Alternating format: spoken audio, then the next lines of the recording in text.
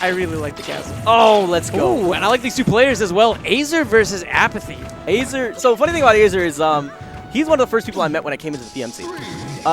And I think he's the first impression that I made, and it was the strongest. Because when I played against Azer, it was all about having a good time. Azer's the kind of guy who plays for that moment where you get to look at the other guy in his seat and just turn to him and be like, yeah, I hit you with that, homie. You gotta hold that. And I feel like it's never really died, and it doesn't matter which character he's playing, whether it's his Snake, his Falco. I mean, I always have these moments where I sit next to him like, God, that was so cool. I can't believe I got hit with that, but damn, was it fun to watch. Yeah, and we've seen Azer a lot of times with the booty butt cheeks pop-offs. Yeah. With the start game on point, but hasn't quite been finding the same level of offense that we're used to seeing him. Right now, Apathy's done a pretty solid job. But right there, Azer's able to stuff out all of that great aggression. He was listening. He said, "You want offense? Let me show you. Let me show you what I've been working. I've been working out on these legs, homie. I've been leg day every day. Every day is leg day." Oh. So it's kind of fun to watch between these two of them because both of them have been getting quite a bit on the tech chase game. Yeah, Apathy has so far made a lot of those two tech in places that we've seen from Azer. So if Azer is going to go and mess with the rule of threes, he could maybe tech in place again, unless he feels like Apathy has too hard of a read on it. Interesting ledge cancel there. Okay, down throw. No, both these guys are kind of having oddball situations. They're not really reading each other that well in neutral. There's the potential finish? No, here's the other thing, is to keep in mind, when it comes to Snake, this guy has persistence. He used the Cypher there because it's a disjointed hitbox to go up there and take out the mine, so it made him safer to come back on. It's not going to be enough for him to get back on, though, and Apathy doing a good job of taking this lead here. However, all this being said, I still feel like Snake is the one who has benefited the most in 3.6F. I'm sorry, 3.6B, and then it continues to go into 3.6F. Because if you look at the changelog for him, it's nothing but a laundry list of buffs. Everything is like absolutely ridiculous with this character. So that's why when I look at him now and I see the potential that comes with Azer, I feel like if Azer puts the time into it this year, this version, this could be like his year. He's one of those people that I think is one of those underdogs that people sleep on. No, he's great. He's great. He has some really impressive wins, but even though he has all those wins under his belt, right now Apathy is seriously giving him a run for his money. 167% on Azer. Snake is on the heavier side, so this stock is by no means over, but it is really, really close to being done. Oh, he got him!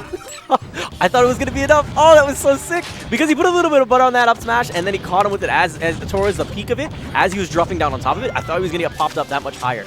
Oh, that would have been sick. 179% on Azer. And, it's going to be shot down to 0 as Apathy shoots down another you stock. You can see Azer's face in his hands like, God dang it. This again. This isn't too far. It's hard. Like, it is tough because I feel like for Apathy, he has a lot less commitment when it comes to starting his projectile game in comparison to Azer. Where this is so dirty. It's like with Azer playing a character like Snake, it's more like a trap-based projectile game where it takes a little bit of time and finesse to really set it up.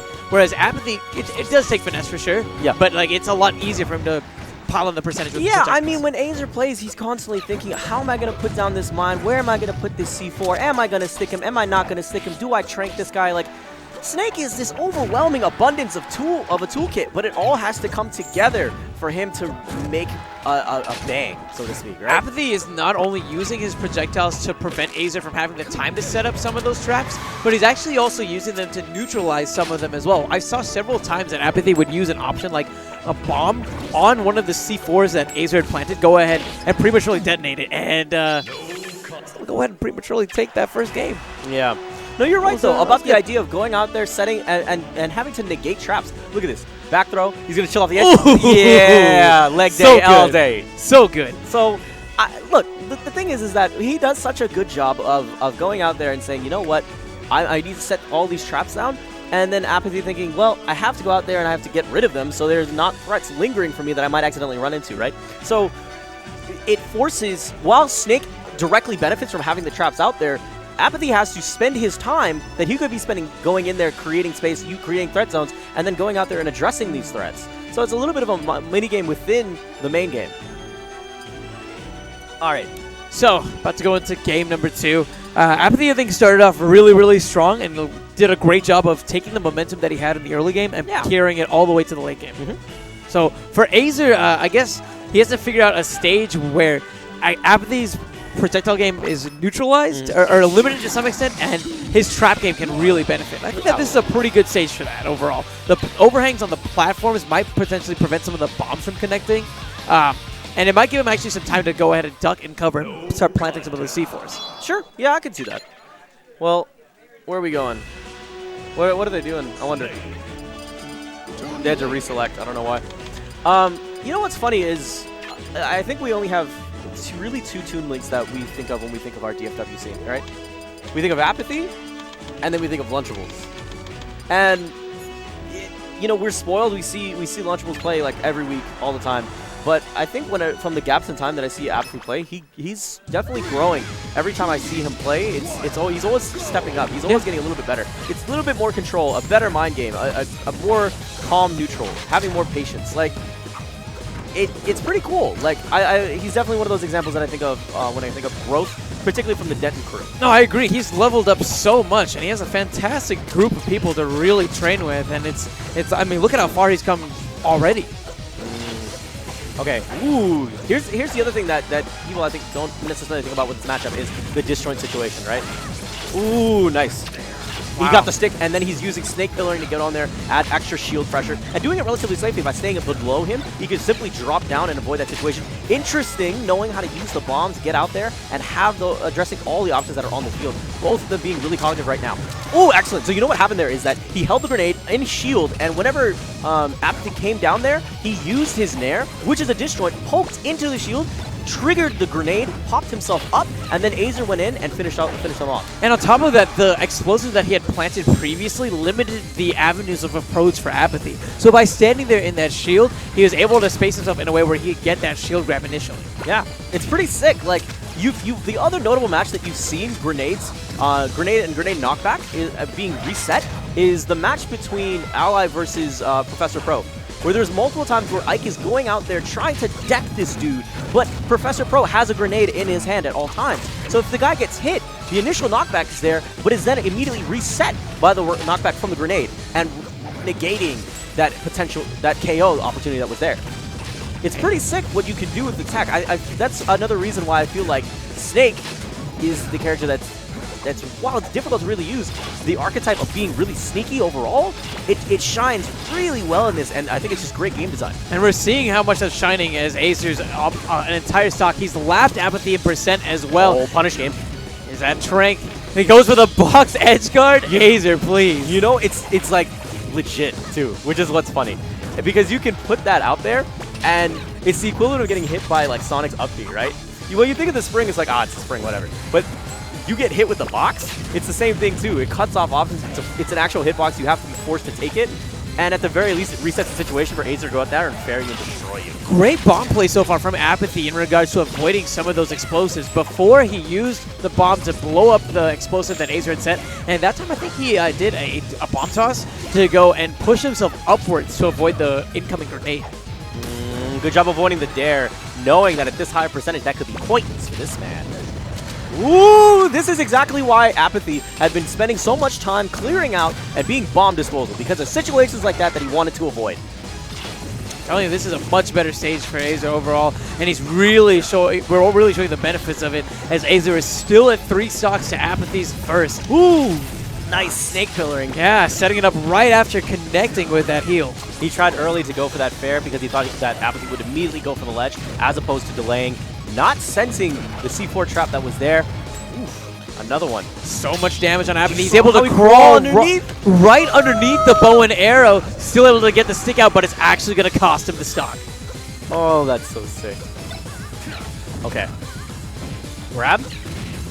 So the signature thing that Azer remembers us for whenever we were podcasting one of his first matches is the down throw.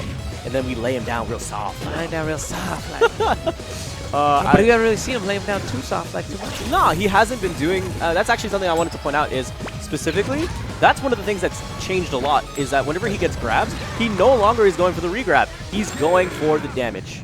Yeah, and we saw that damage. We saw the damage. JV2 stock for Azer there. That was big. That's the Azer I'm used to seeing. That's the Azer used to see. Because, you know, it's whenever you play him, it's like the first game. Like if I play him the first game, and we're playing friendlies on the side, I'll win sometimes. And I'll be like, and I'll look at him and I was like, okay, now try. And then he goes, okay.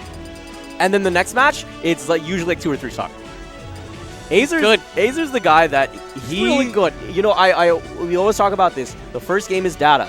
First game is data because we're trying to figure out those decisions, see how much you progressed. In the first game, it was like him messing up, but it was him also playing and being like, you know what? Let me see how much you've grown. And it goes back to what I was talking about earlier, where it's like Apathy continues to grow. Every single time he comes out to these IaBs, you need to test the waters first against this kid. Okay, well, here we go. Azer vs. Apathy, game number 3. We're going to Smashville. I think that this stage might make it a little bit more difficult, honestly, for Azer to have that same presence from a trap sort of standpoint. Apathy's going to be able to really lay havoc, I feel, from a projectile standpoint on this. So it's going to be all on Azer to get set up for opportunities like this. You notice that Apathy was off stage, and now he's going to be starting to go ahead and initiate the trap game. Dude, that was sick.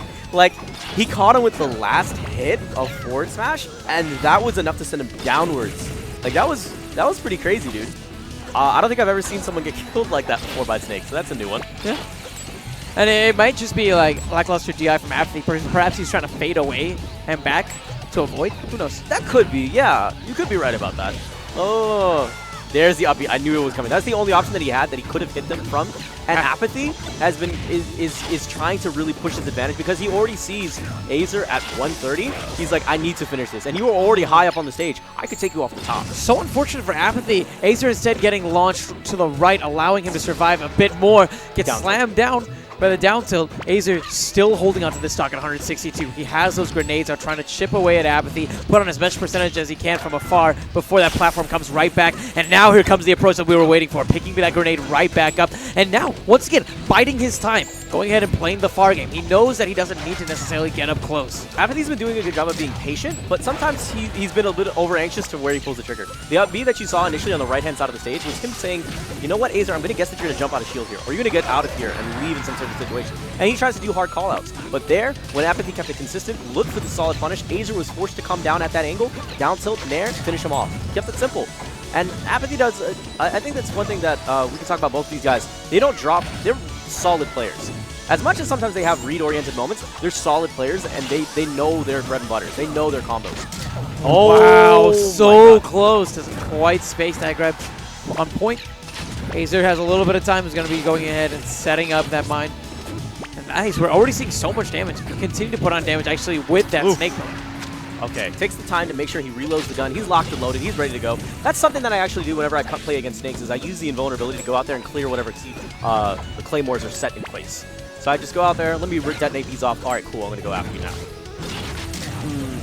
But that being said, wherever he places them, you have to go there to address that. So you might be actually giving up stage control depending on where he puts it. Okay. So right now, Apathy looking to see if he can just get something opened up. That dare getting punished finally. Up tilts. Good movement away from that dash attack. Azer's content to go for the 3-piece, because if Apathy's holding down, he flatlines out, because the third hit is a fair amount of knockback. Azer has Apathy off stage here. He's been pretty solid on his conversions, actually, whenever he has Apathy in these off-stage positions, but Apathy able to sneak back, gets the grab into the down smash. Huge play from Apathy right back into this. It's pretty funny because a lot of situations you see Toon lanes go for up B there, but Apathy changes up and says, you know what, I'm going to go for down tilt instead. I like that. That's pretty neat. Biding his time.